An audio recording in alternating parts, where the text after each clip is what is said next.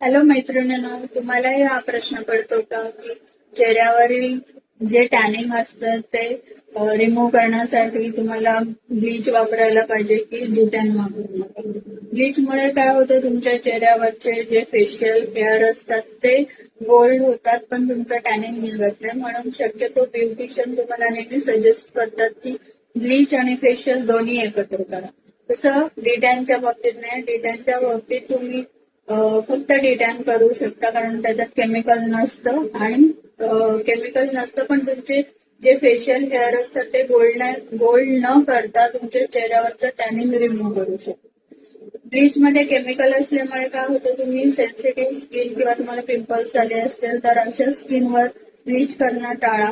आणि डिटॅन हे ऑल स्किनवर तुम्ही वापरू शकता, कारण ते सेफ आहे.